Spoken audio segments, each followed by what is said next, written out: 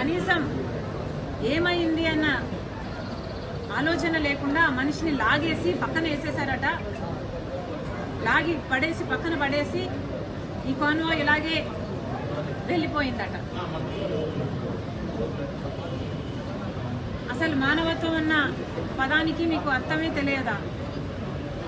మీ అభిమానిగా, మీ కార్యకర్తగా, మీ పార్టీ కార్యక్రమానికి ఒక మనిషి వస్తే ఆ మనిషి మీ షేక్ హ్యాండ్ కోసమని ఆ గుంపులో పడి మీ కార్ కింద పడితే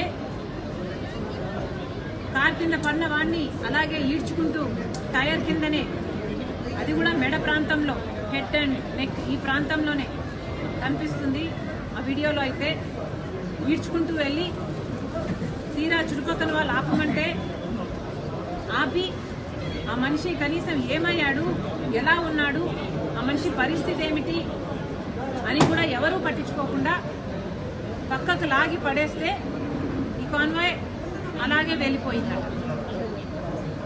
దీనికి కనీస రెస్పాన్సిబిలిటీ మీరు తీసుకోకుండా, ఒక క్షమాపణ చెప్పకుండా మా ఉద్దేశం అది కాదు అని అన్నా చెప్పాల్సింది, లేదా ఆ కుటుంబాన్ని పరామర్శించి కనీసం 5 కోట్లో 10 కోట్లో మీరు చేయగలిగిన నష్టపరిహారం అనుకుంటారో ఇంకోటి అనుకుంటారో ఏదైనా సహాయం చేసి తప్పైపోయింది అని ఒప్పుకుంటే అది ఒక రకం.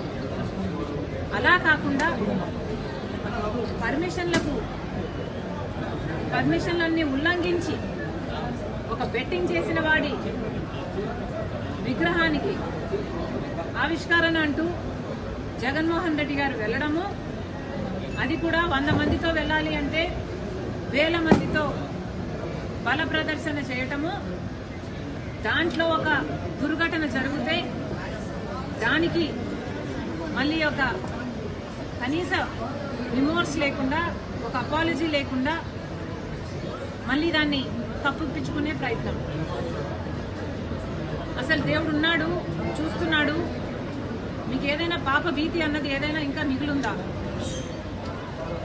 నిజంగానే దీని విచారణ జరగాలి. కారులో ఉన్న అందరూ విచారణకు రావాలి. ఈ దుర్ఘటన ఇంకోసారి జరగకుండా కార్యాచరణ చేయాలి.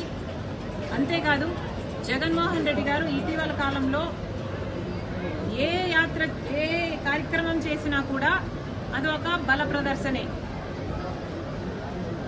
ప్రజలందరికీ తెలుసు, జగన్మోహన్ రెడ్డి గారు 5 సంవత్సరాలు ముఖ్యమంత్రిగా ఉంటే 5 సంవత్సరాలలో ముఖ్యమంత్రిగా ఏ రోజు ప్రజల మధ్యకి రాలేదు.